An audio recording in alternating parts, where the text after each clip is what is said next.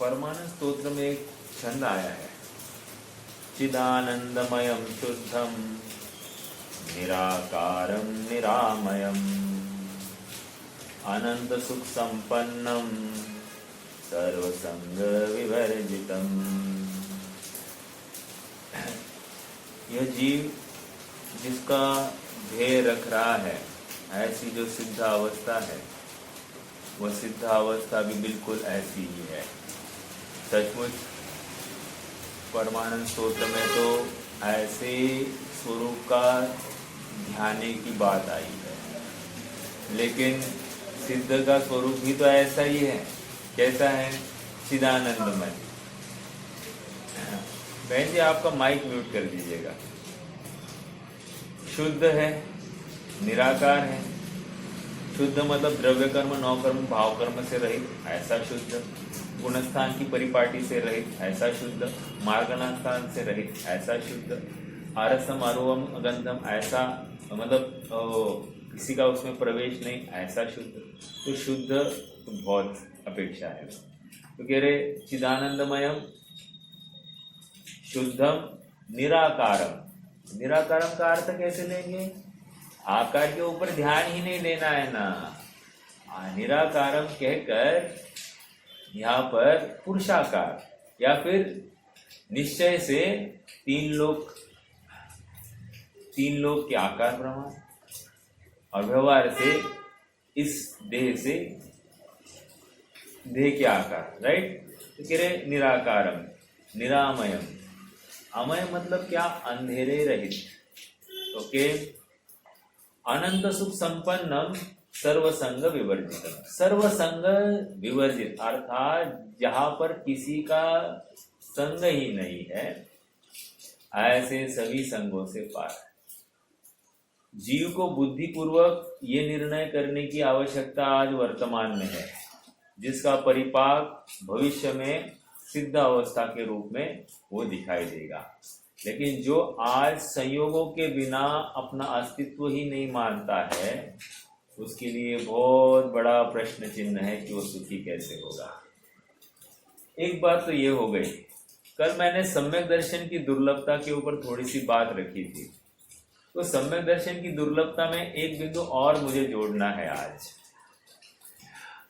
आज जो so called विश्व है हमारा, अभी हमारे सामने जो दिखाई दे रहा है 7 कॉन्टिनेंट्स में, अमेरिका, यूरोप, ऑस्ट्रेलिया, अफ्रीका आदि आदि, एशिया, तो इन सब में मिलकर पूरी मनुष्यों की संख्या कितनी है? वैसे कोई बता सकता है क्या? मनुष्यों की संख्या कितनी है? अपने भारत में 140 करोड़ है। और कौन है? 700 करोड़, राइट। 700 से 800 करोड़ लगा दीजिए। इसका मतलब हमने कल जो मनुष्यों की संख्या 2.5 द्वीप में देखी थी, वो तो 29 अंक प्रमाण थी, और उसमें 700 करोड़ सम्यक दृष्टि हो सकते हैं। और हो सकता है क्या? ऐसे चौथे गुणस्थान वाले 700 करोड़ सम्यक दृष्टि मनुष्य, ये अन्य जीवों की बात नहीं है। तो मनुष्य 700 करोड़ है, तो 700 करोड़ में कोई शायद सम्यक दृष्टि भी हो सकता है कि नहीं हो सकता है? बिल्कुल हो सकता है। तो शायद सम्यक दृष्टि हटा दीजिए, बचे कितने हैं? तो इतने से में हमको वे सम्यक्तों को प्राप्त करते होंगे, छोड़ेंगे। हमने ये देखा कि 20 अंक प्रमाण मनुष्य राशि होगी, उसमें एक जीव सम्यक्तों को प्राप्त होगा।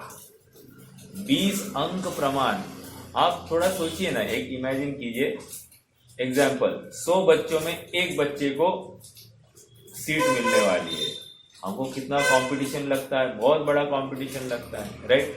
जैसे IITs देते हैं या फिर डॉक्टरी परीक्षा के लिए प्रयास करते हैं, लाखों बच्चे रहते हैं और सीट्स होते हैं गिने चुने। वहां देखा जाए तो प्रोपोर्शन 1000 बच्चों में एक बच्चे को सिलेक्ट करना है। यहाँ 1000 नहीं है, 10,000 नहीं है, लाख नहीं है, 2 लाख नहीं है, 10 लाख नहीं, करोड़ नहीं, वो 20 अंक प्रमाण राशि है, उस राशि में एक जीव को सम्यक्त्व की बात चलती है। आप समझ रहे हैं दुर्लभता, सम्यक्त्व की दुर्लभता है। ऐसा जानकर हताश नहीं होना है, ऐसा जानकर हम इतने समीप आ गए हैं, अब यहां से पीछे मुड़ना समझदारी नहीं होगी। ठीक है, हाँ जी, आज हमको एक कदम आगे बढ़ना है। हम आज तीसरा सूत्र देखेंगे, बहुत ही रोचक सूत्र है। करते हैं प्रारंभ।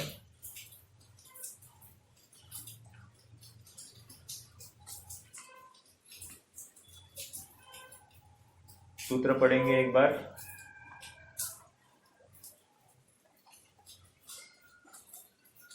हाँ जी, औपशमिक आदि भव्यत्वानाम च, क्या कह रहे हैं?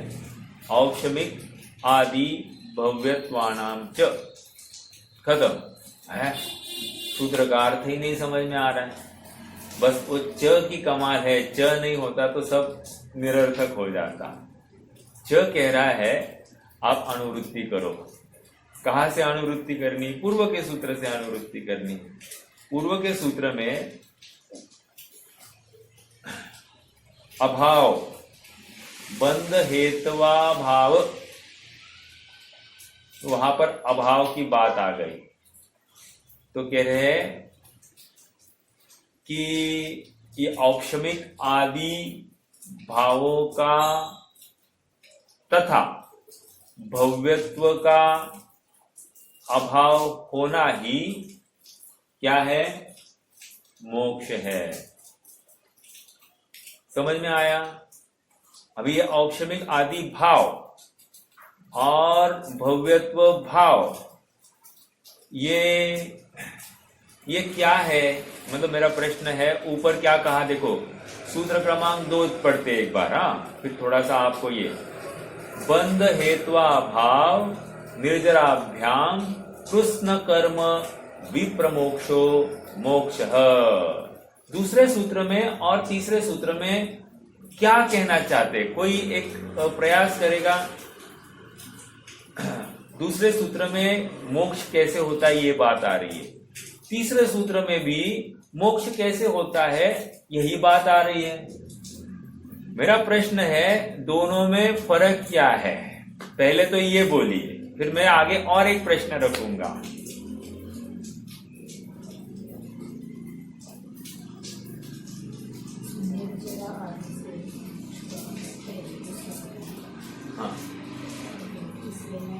हाँ,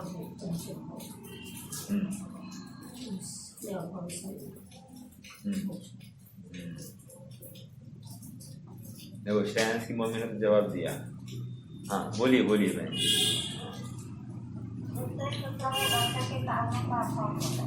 ओके, और तीसरे में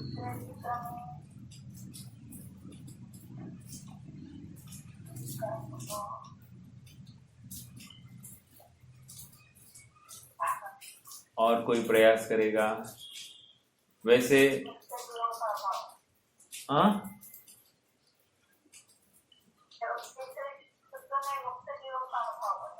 नहीं मुक्त जीव है। नहीं, थोड़ा सा रुकिए। ओके, और क्या?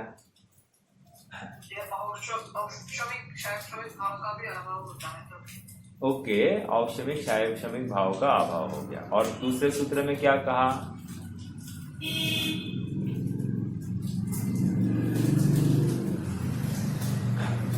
एक टर्म दीजिए, दूसरे सूत्र इक्वल टू दिस टर्म, तीसरा सूत्र इक्वल टू दिस टर्म। चलो मैं बता देता हूं। देखो, दूसरे सूत्र में द्रव्य कर्म के अभाव की बात है। ओके, उससे मोक्ष होता है, ये व्यवहार नए का कथन है। और तीसरे सूत्र में भाव कर्म के अभाव पूर्वक मोक्ष होता है। ये समझ में आ रहा है क्या? दो सूत्र है, दोनों में मोक्ष का हेतु, मोक्ष का कारण ही बताया जा रहा है। मोक्ष कैसे हुआ, तो पहले कहा द्रव्य कर्म के अभाव पूर्वक, और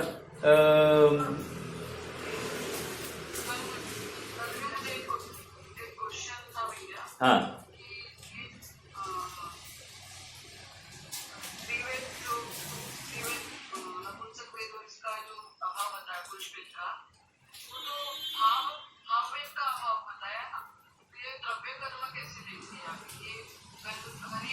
बहुत अच्छा, बहुत अच्छा। हाँ देखो,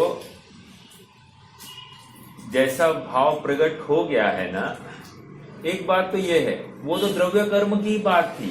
क्या है देखो, अभी जो 90 गुण स्थान में जीव है वो क्या है, पुरुष वेद है या स्त्री वेद है? हाँ, भाव की अपेक्षा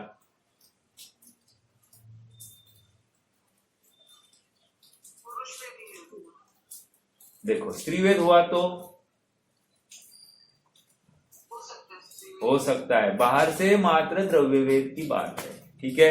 एक बात तो ये है। अब बात ये चल रही है, जो सत्ता में पड़ा है स्त्रीवेद, जो सत्ता में पड़ा है नपुंसक वेद, उसके अभाव की बात है। सत्ता में हो सकता है कि नहीं सत्व, तो वो सत्ता में पड़े हुए सत्व का अभाव किया जाना चाहिए, तो वहां पर उसकी बात है। तो सत्ता में कर्म ही पड़ा है, भाव की अपेक्षा वो चर्चा लगाई नहीं जा सकती, क्योंकि भाव की अपेक्षा अभी जो जीव है ना, वो पुरुष द्रव्य की अपेक्षा तो पुरुष वेद ही है। और मान लो स्त्री वेद भाव की अपेक्षा है, तो वो स्त्री वेद का भावपना इसके 6वें भाग में निकल जाएगा, या 5वें भाग में तो निकल ही जाएगा, वो तो निकलना है। बट द्रव्य वेद की अपेक्षा हम, वो कर्म की अपेक्षा हम इसका सत्व सत्ता में पड़ा है, ये मानने के लिए कोई विरोध नहीं है। जैसे नपुंसक वेद है, और मान लो नपुंसक वेद बाहर से द्रव्य वेद है और अंदर से नपुंसक वेद हो सकता है कि नहीं? तो कह रहे हैं कि ये इनका अभाव यहाँ पर हो सकता है जीव के परिणामों को लेकर। फिर सहज ही अपगत वेदी ही होना है इसको। अपगत वेदी मतलब क्या? वेद से रहित, ठीक है। तो संभव है ये बात। और निमित्त नैमित्तिक संबंध तो है ही ना, जीव का परिणाम और द्रव्य कर्म का उदय, इन दोनों को लेकर तो निमित्त नैमित्तिक संबंध है ही, ठीक है। तो जीव को ऐसा फीलिंग हो रहा है, बट जैसे ही सवेद भाग आ जाता है उसका ये फीलिंग भी खत्म हो जाता है, ठीक है। चलो अपना कल हो गया था वैसे, चलिए आगे बढ़े।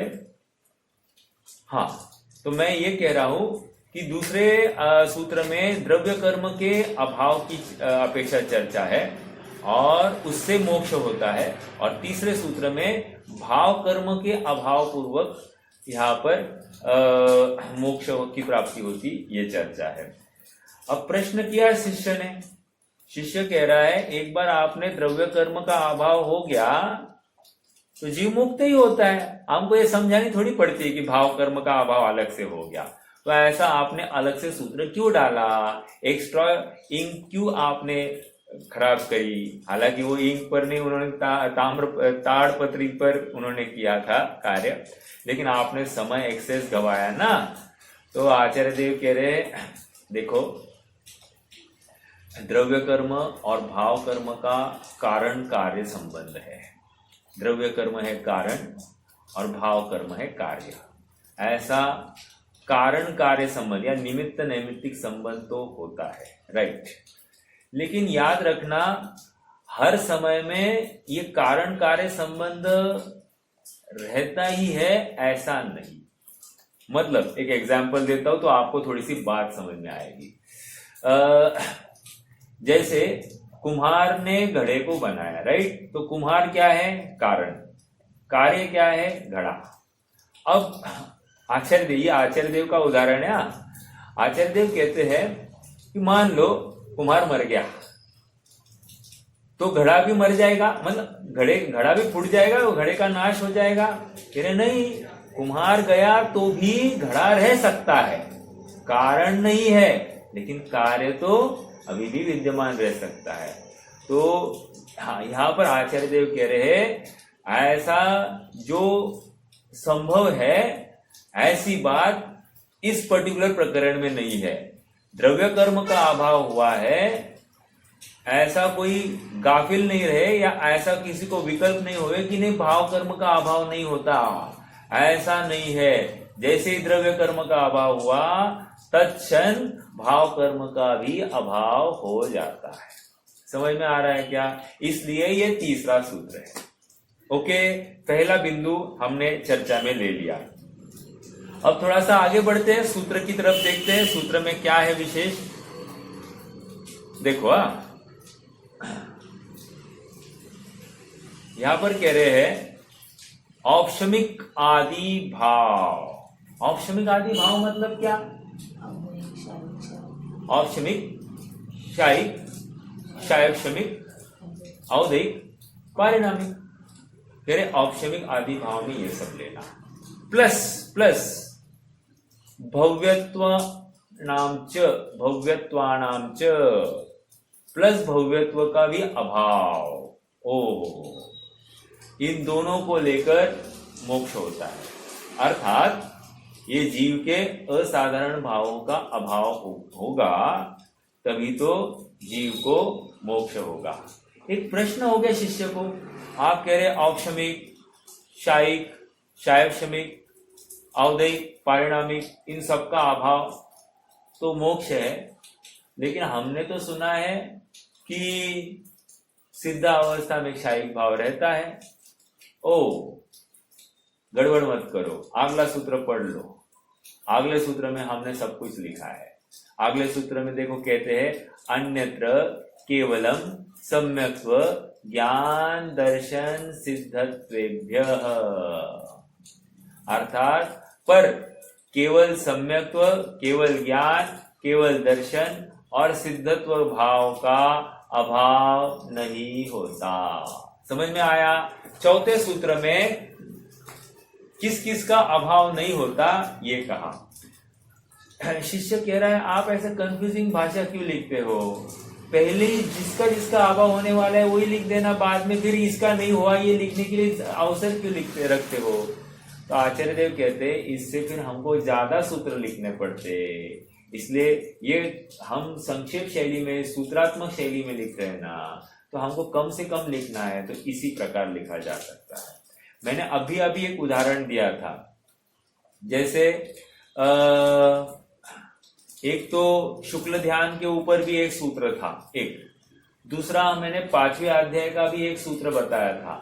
वहां पर यह कहा कि द्रव्यानी अरूपानी, समझ में आया? और फिर आगे 5वें सूत्र में, 5वें अध्याय के 5वें सूत्र में उन्होंने कहा पुद्गल रूपानी, पुद्गल द्रव्य रूपी है, बाकी सब अरूपी है। लेकिन पहले कहते समय सभी द्रव्य अरूपी है ऐसा कहा, और फिर अगले सूत्र में उन्होंने कहा नहीं, पुद्गल अरूपी, पुद्गल रूपी है, बाकी सब रूपी है। तो ऐसी बात यहाँ पर भी लिखी गई है। तो सूत्रात्मक शैली के माध्यम से ये हमको समझना चाहिए। देखो लिखने वाला अर्थात जो कोई लेखक है उसकी लेखन एक शैली होती है, उस शैली को यदि हम अडेप्ट नहीं करें, समझे नहीं, तो हमको कोई भी बात समझ में नहीं आती। अनेक बार ऐसा होता है कि सभी लिखते हैं, मतलब सभी नेगेटिव बातें लिखते हैं और अंत में जाकर एक ही लाइन लिखते हैं, ऐसा जो मानता है सो मिथ्या दृष्टि है। समझ में आया? एग्जाम्पल, पर द्रव्य से सुख होता है, यह मान्यता है, यह ऐसी मान्यता रखनी चाहिए। भगवान हमको सुखी दुखी करते हैं, ऐसी मान्यता रखनी चाहिए। और अंत में जाकर वो कहेंगे ऐसी मान्यता रखने वाला मिथ्या दृष्टि है, घोर संसारी है, वृत्त मिथ्या दृष्टि, ऐसा कहेंगे। समझ में आ रहा है क्या? तो पूरा पैराग्राफ पढ़कर ही उसका अर्थ निकलता है। तो सेम बात यहाँ पर है सूत्रात्मक शैली में। यहाँ पर पहले कहा कि सभी भावों का अभाव होता है और फिर बाद में धीरे से कह दिया कि नहीं, थोड़े से भाव का अभाव नहीं होता है, सिद्धावस्था में कुछ भाव विद्यमान रहते हैं। आइए तीसरे सूत्र के ऊपर और चर्चा करनी है।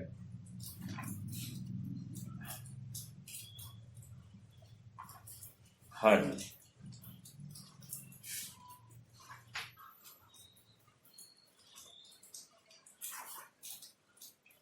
अब एक बात यहां पर कह रहे हैं कि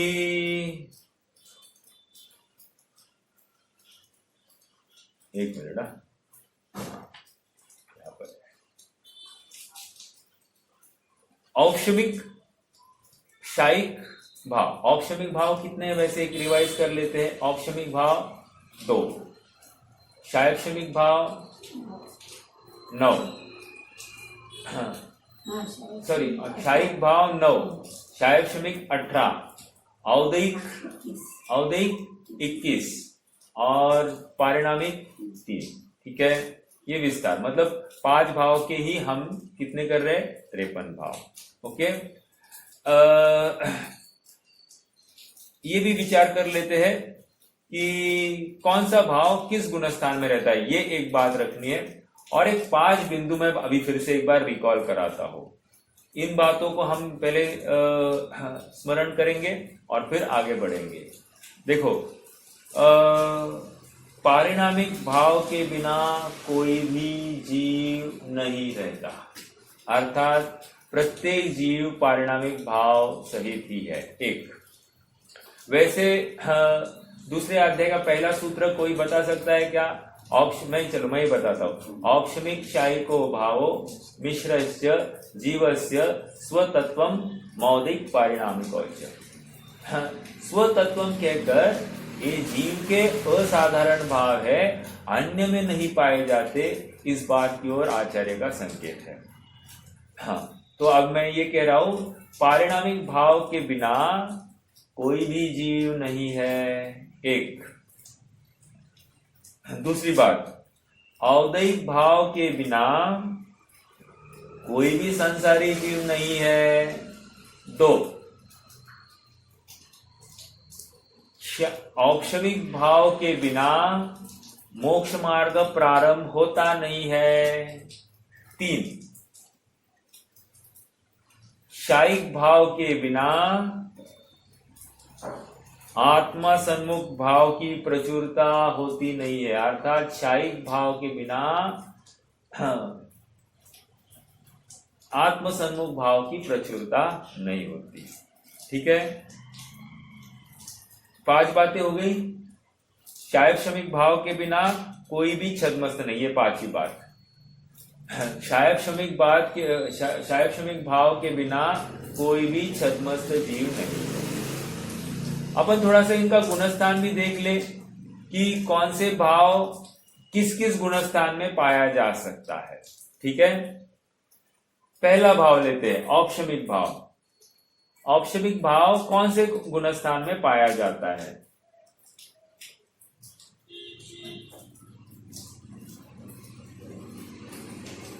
पहले से लेकर 14वें तक में औक्षमिक भाव कौन से गुणस्थान में पाया जाएगा?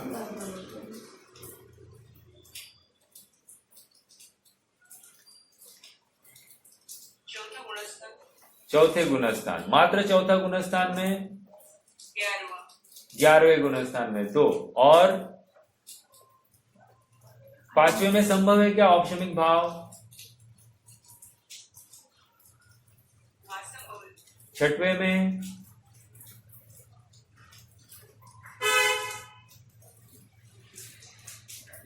7वें में, 8वें में, 9वें में, 10वें में, 11वें में, चौथे से लेकर 11वें तक। कैसे क्या? देखो, औक्षमिक समय तो चौथे से लेकर 7वें तक कहीं भी हो सकता है, मतलब चौथे में होगा, 5वें में होगा, सातवें में होगा, और सातवें वाला गिरकर छठवें में आया, वो भी औपशमिक का ही काल रहता है, प्रथमोपशम का। इस न्याय से उसको भी औपशमिक सम्यक्त्व कहा जा सकता है। तो चौथे से लेकर प्रथमोपशम सम्यक्त्व तो हो सकता है, और द्वितीयोपशम सम्यक्त्व 8वें से लेकर 11वें तक एक बार। दूसरा, चारित्र मोह की उपशमना की अपेक्षा फिर से हम श्रेणी के गुणस्थानों को औपशमिक भाव लेते ही लेते। तो इस न्याय से औपशमिक भाव चौथे से लेकर 11वें तक। ठीक है, क्लियर हो रही बात। शायपशमिक भाव कौन से गुणस्थान में? शायपशमिक भाव थोड़ा सोच कर बताना। शायपशमिक भाव कौन से है? ज्ञान, अज्ञान, दर्शन, दान, लाभ, भोगोपभोग, वीर्याणीच। ज्ञान, अज्ञान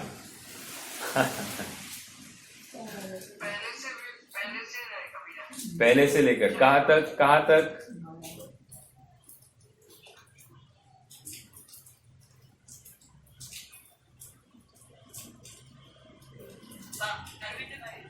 बारहवें तक। बहुत अच्छा।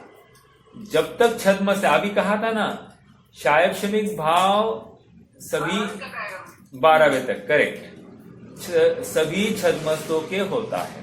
ठीक है, पहले गुणस्थान से लेकर 12वें तक। एक प्रश्न है, पहले गुणस्थान में कौन सा शायपशमिक भाव है? शायपशमिक अज्ञान। ठीक है, और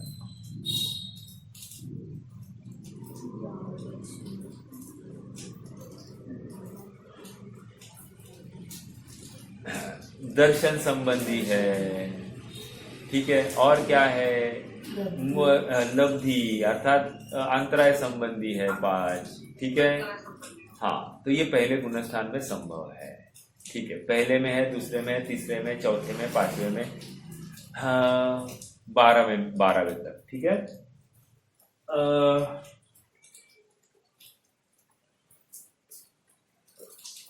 शायद चलो शायद भाव बताइए, शायद भाव कहां से है?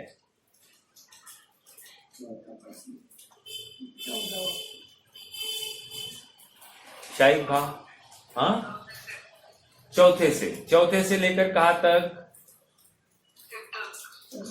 सिद्ध, मतलब अनंत काल तक। चौथे से लेकर जब तक सिद्ध नहीं होता, सिद्ध होने के बाद भी शायद भाव बना रहता है।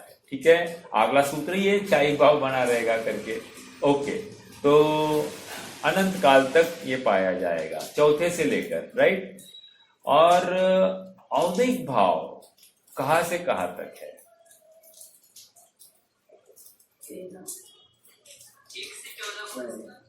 बहुत अच्छा, पहले से लेकर 14वें गुणस्थान, जहां तक कर्म का उदय पाया जा रहा है, वहां तक औपशमिक भाव, सॉरी, औदिक भाव कहना ही पड़ेगा।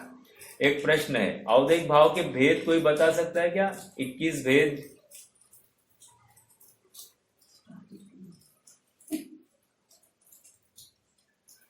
मैं बताता हूं। गति, कषाय, लिंग, मिथ्या दर्शनाव अविरति,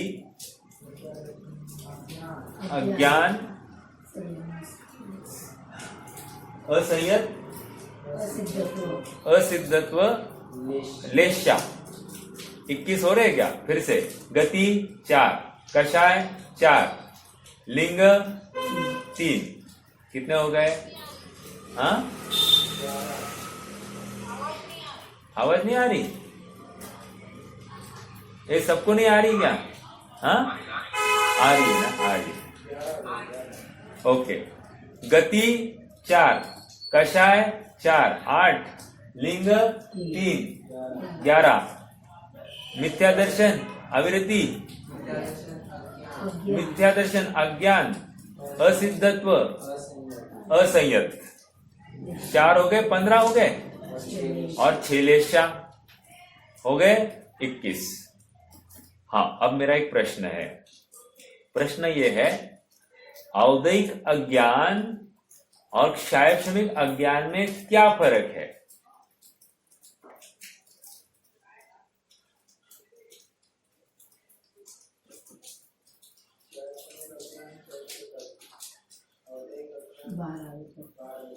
वो तो गुणस्थान अपेक्षा भाव क्या है, भाव बोलिए आप, बोलिए।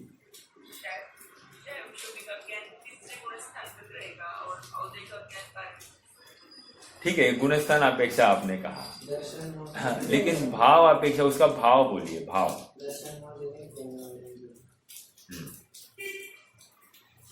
देखो, शायद अज्ञान विपरीत जानने रूप है, ठीक है, और औदैहिक अज्ञान ये ज्ञानावरण के उदय जनित है, ठीक है,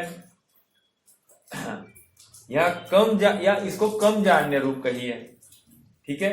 तो ये शायद अज्ञान मिथ्यात्व जनित और औदैहिक अज्ञान उदय संबंधी है, अर्थात कर्मोदय संबंधी, ज्ञानावरण के उदय संबंधी, ठीक है। तो ये दोनों में अंतर। चलो आगे बढ़ना है। यहां पर एक बिंदु आया, सूत्र देखिए, औपशमिक आदि भाव, ठीक है, हाँ करना चाहिए, औपशमिक आदि भाव का अभाव। तो हमने एक बात तो देख ली कि औपशमिक आदि भाव में औपशमिक, शायिक, शायवशमिक, औदैहिक, पारिणामिक, इन सब का अभाव कह दिया, लेकिन इमीडिएटली अगले सूत्र में बताया नहीं पारिणामिक रहेगा। ओके, दूसरी बात उन्होंने कही कि शायिक भाव भी रहेंगे। तो ठीक है, तो शायिक भाव हटा देते हैं, और उन्होंने कहा भव्यत्व का भी अभाव होने वाला है। प्रश्न है मेरा आपको, पारिणामिक भाव मतलब क्या?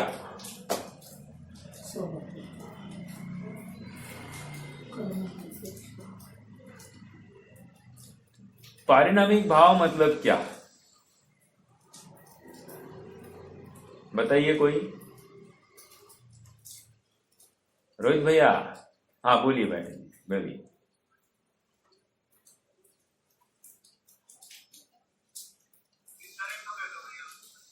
डिस्कनेक्ट हो गया था? नहीं, मेरा तो एकदम बिल्कुल चल रहा है। अभी डिस्कनेक्ट हुआ हो, अभी थोड़ा सा नेटवर्क वीक दिख रहा है। हाँ जी, हाँ देखो, प्रश्न फिर से पूछता हूं, पारिणामिक भाव मतलब क्या?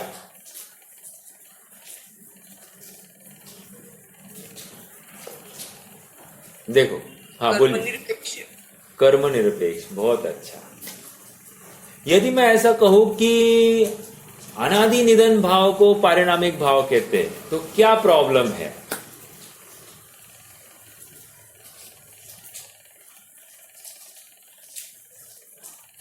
फिर वो सिद्ध अवस्था में नहीं दिखाई देगा ना।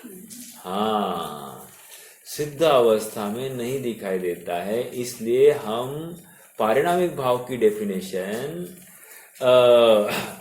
अनादि निधन भाव के रूप में नहीं ले सकते, ठीक है। कर्म निरपेक्ष भाव को ही पारिणामिक भाव कहते हैं, स्वभाव भाव को ही पारिणामिक भाव कहते हैं। क्या मतलब है इसका? थोड़ा सा मैं एक एग्जाम्पल देता हूं। दूसरा गुणस्थान है, दूसरा गुणस्थान। प्रश्न किया कि दूसरे गुणस्थान में कौन सा भाव पाया जाता है?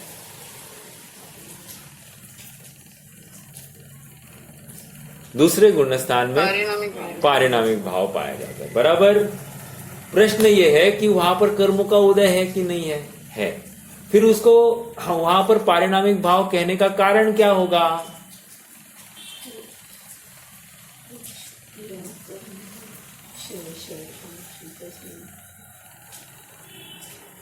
देखो, दूसरे गुणस्थान को दर्शन मोह की मुख्यता से देखा जाता है, 5वें से 12वें को चारित्र मोह की मुख्यता से देखा जाता है, और 13वें 14वें को योग की मुख्यता से देखा जाता है।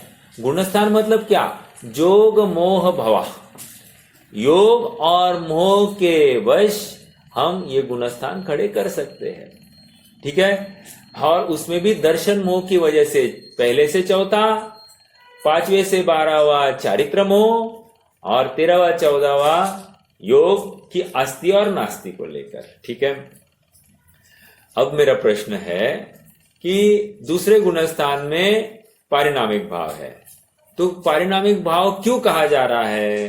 कारण बताएंगे कोई? मैंने क्लू दिया है, देखो। दर्शन मोह का उदय नहीं, इसलिए। बहुत अच्छा, मात्र उदय की बात है। क्या भैया? मात्र उदय की ही बात है या और कुछ है? क्योंकि जब हम अहेतुक कहेंगे किसी भाव को कि वहां पर, तो अहेतुक रहेगा तो वहां पर चारों भाव नहीं रहेंगे, उदय, उपशम, क्षय, क्षयोक्षम, कुछ भी नहीं रहेगा। तभी जाकर हम कह सकते हैं कि ये पारिणामिक भाव है। इसका मतलब दर्शन मोह का दूसरे गुणस्थान में ना उदय है, ना क्षय है, ना उपशम है, न क्षयोक्षम है, इसलिए इसको पारिणामिक भाव कहते हैं। और कुछ बचा ही नहीं है, इसलिए कोई हेतु ही नहीं है, तो हमने कह दिया ये पारिणामिक भाव है। समझ में आया क्या? तो कर्म निरपेक्ष भाव कहो या अहेतुक भाव कहो, ये दूसरे गुणस्थान को पारिणामिक भाव इसके कारण कहा जा रहा है। समझ में आ रहा है क्या? हाँ, एक बात तो ये हो गई। दूसरी बात, एक बात हो गई अपनी, अपन पारिणामिक भाव को कर्म निरपेक्ष भाव कह रहे हैं। ओके, अब देखो भव्यत्व के ऊपर आ जाइए। भव्यत्व कौन सा भाव है? पारिणामिक भाव कहा जा रहा है। लेकिन क्या भव्यत्व अनादि निधन है? नहीं साहब, भव्यत्व अनादि निधन नहीं है। क्या है फिर भव्यत्व? अनादि शांत। अनादि शांत होते हुए फिर इसको पारिणामिक भाव क्यों कहा जा रहा है? अब कोई बताएगा भव्यत्व को पारिणामिक भाव कहने का कारण क्या होगा? देखो, ये हमने चर्चा नहीं की अब तक। हाँ, बोलिए बोलिए।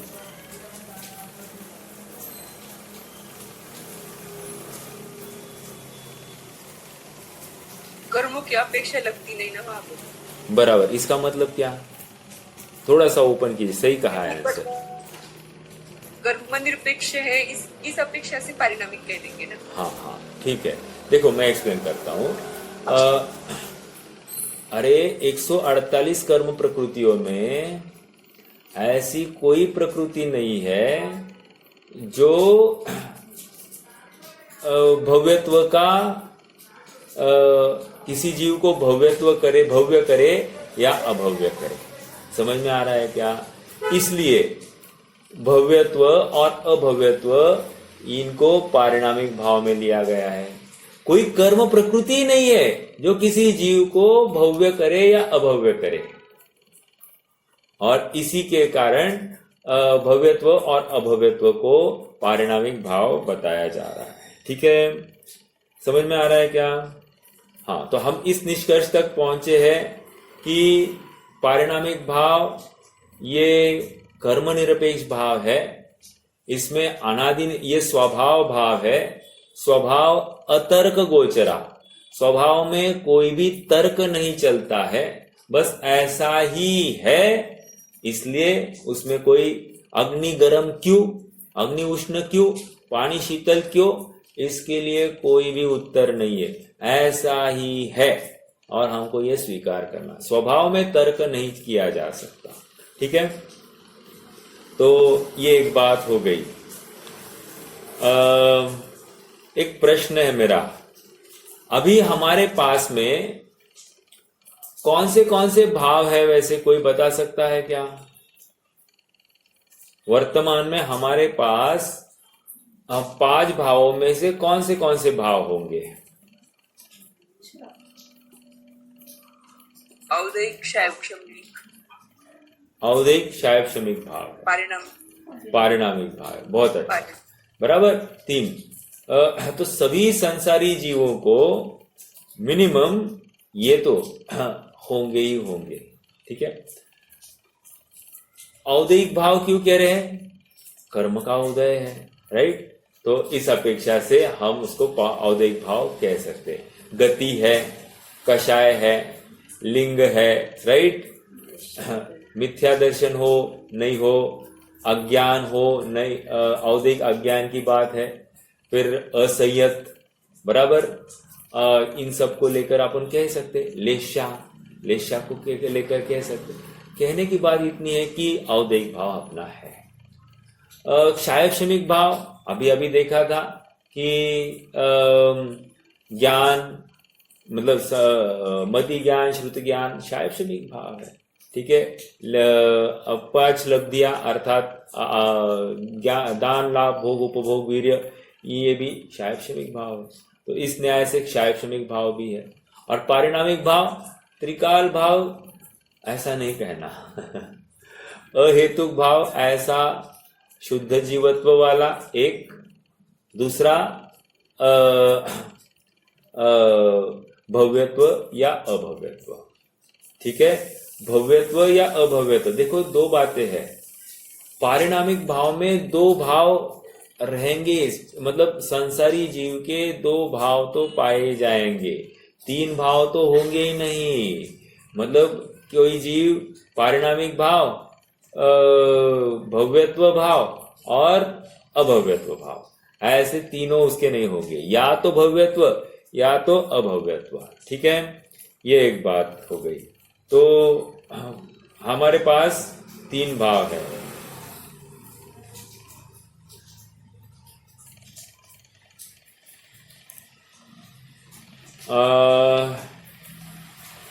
सिद्धों में कितने भाव पाए जाएंगे?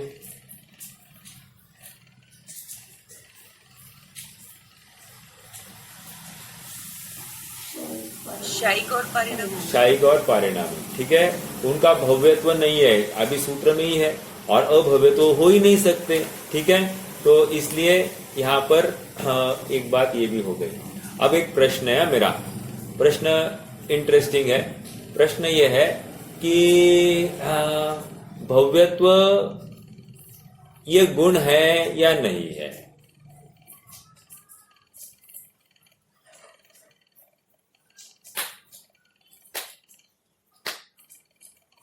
बोलिए, भव्यत्व गुण है या नहीं है? गुण है ना। गुण है। तो मेरा अगला प्रश्न है, गुण का तो नाश होता ही नहीं है।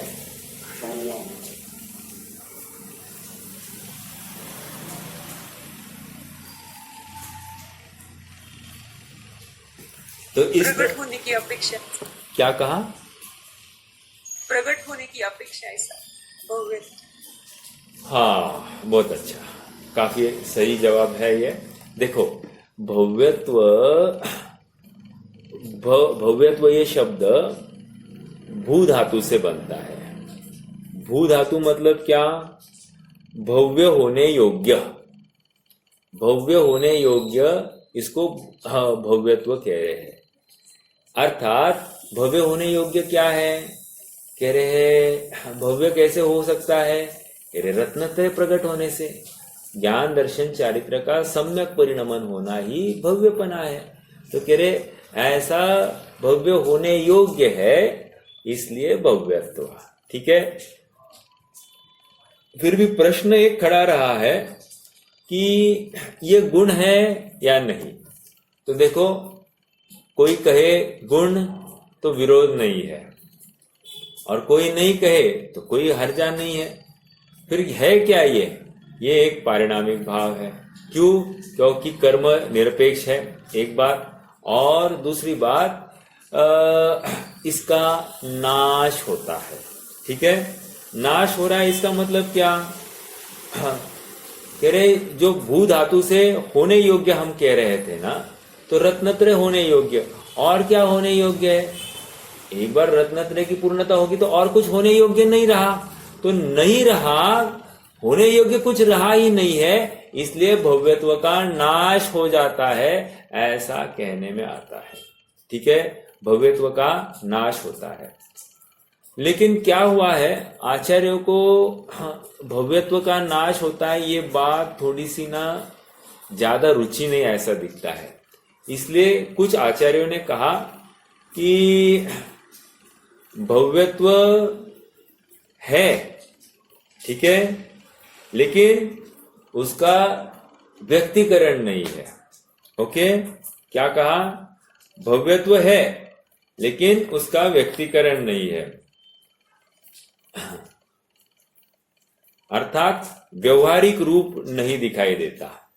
एक बात ये होगी, मतलब कोई आचार्य परंपरा कह रही कि भव्यत्व हो सकता है, और दूसरी आचार्य परंपरा ये कहती है अरे भव्यत्व का परिपाक ही सिद्धावस्था है। जैसे उदाहरण दिया, बीज है, बीज में से उसमें कोई मूल निकले और कोई टहनी निकली बाहर, तो कह रहे अब क्या बचा? अब कह रहे कुछ भी नहीं बचा, बीज कहाँ है? कह रहे बीज का नाश हो गया। एक आंसर क्या है? बीज का नाश हो गया। और दूसरा आंसर क्या है? अरे ये बीज का ही तो परिपाक है, ये वृक्ष और मूल के रूप में प्रकट हो गया है। समझ में आया? उसी प्रकार यहां पर कह रहे भव्यत्व का ही परिपाक है कि सिद्ध अवस्था प्रकट हो गई है। तो ये दो अपेक्षाओं के माध्यम से भव्यत्व का नाश होता है, ऐसा समझना। ठीक है? और नाश क्यों हो रहा है? कह रहे हैं कि अब होने योग्य कुछ बचा नहीं है, भव्य होने योग्य कुछ बचा नहीं है, जो होना था सो हो गया, इसलिए अब भव्यत्व का भी अभाव किया जाता है। ठीक है? तो एक बात ये हो गई। और देखिए, भव्यत्व को हम गुण कहे तो कहने में कोई विरोध नहीं है, परंतु सभी गुण अनादि निधन नहीं होते। इंपॉर्टेंट पॉइंट, सभी गुण अनादि निधन नहीं होते, ये नोट करके रखिए। तभी तो जाकर कोई पूछे आपको भव्यत्व गुण है या नहीं है। हाँ, गुण है, लेकिन सभी गुण अनादि निधन नहीं होते। सामान्य अपेक्षा भव्यत्व को गुण कहते हैं, लेकिन ज्ञान दर्शन जैसा गुण नहीं कहते। जैसा ज्ञान अनादि निधन है, दर्शन अनादि निधन है, सुख अनादि निधन है, वैसा भव्यत्व अनादि निधन नहीं हो सकता। ठीक है? तो भव्यत्व को गुण क्यों कहा जा रहा है? भव्यत्व को गुण पर्यायर्थिक नय से कहा जाता है। क्या कहा? नोट दिस, भव्यत्व को गुण पर्यायर्थिक नय से कहा गया है या अशुद्ध द्रव्यार्थिक नय से कहा गया है। अशुद्ध द्रव्यार्थिक नय से कहा जाता है। ठीक है? देखो, अशुद्ध द्रव्यार्थिक नय इज पर्यायर्थिक नय। अशुद्ध द्रव्यार्थिक नय मतलब ही पर्यायर्थिक नय है। ओके? हाँ, चलिए।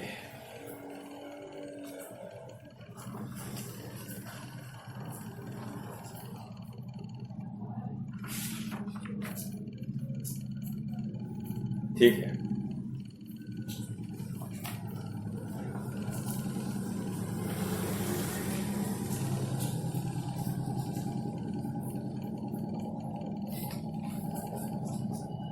ठीक है, कोई प्रश्न है तो रख सकते हैं। आज का विषय तो अपना हो गया है।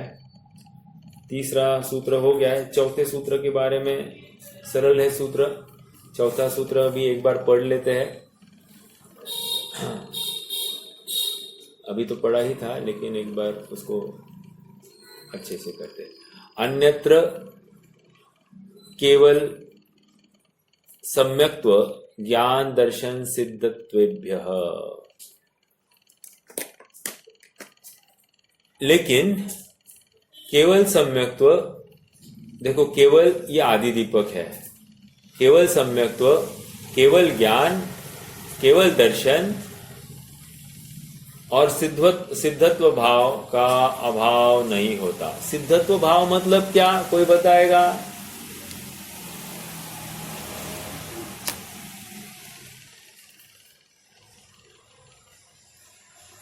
सिद्धत्व भाव मतलब क्या? शुद्ध जीवत्व है। बस, शुद्ध जीवत्व को ही सिद्धत्व भाव कहा जाएगा। परम पारिणामिक भाव कहो या शुद्ध जीवत्व या शुद्ध पारिणामिक भाव कहो, एक ही बात है। ठीक है, चलिए, बहुत अच्छा।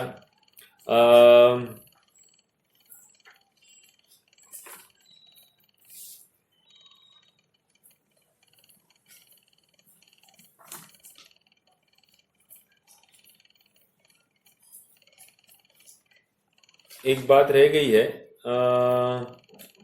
अपन वो जो क्षायिक भाव है वह कौन सा भाव कहाँ पर प्रकट होता है ये भी देख लेते हैं एक बार। ठीक है, देखो, जैसे क्षायिक सम्यक्त्व, क्षायिक सम्यक्त्व चौथे से लेकर 7वें तक कहीं भी प्रकट हो सकता है। एक क्षायिक सुख नहीं कहेंगे, पूर्ण सुख। पूर्ण सुख कहा हुआ 11वें में। फिर ज्ञान, दर्शन और वीर्य, अनंत ज्ञान, अनंत दर्शन और अनंत वीर्य, या वीर्य अंतराय को लेकर 5 लब्धियां, ये 13वें में प्रकट होती है। तो 7 भाव 13वें में प्रकट होते हैं, और क्षायिक सम्यक्त्व वाला भाव चौथे से 7वें में, 12वें में पूर्ण सुख, और बचे हुए 7 भाव या ये होते हैं 13वें गुणस्थान के स्टार्टिंग में। ठीक है, तो ये एक बात हो गई। ठीक है, देखो,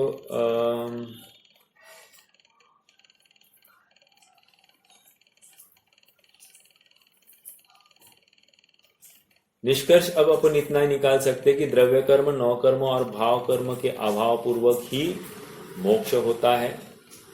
ऐसा होता नहीं कि द्रव्य कर्म का अभाव हुआ है और भाव कर्म है, या भाव कर्म का अभाव हुआ है लेकिन द्रव्य कर्म है, ऐसा होगा नहीं। ठीक है, हाँ, सभी युगपत सबका अभाव पाया जाएगा।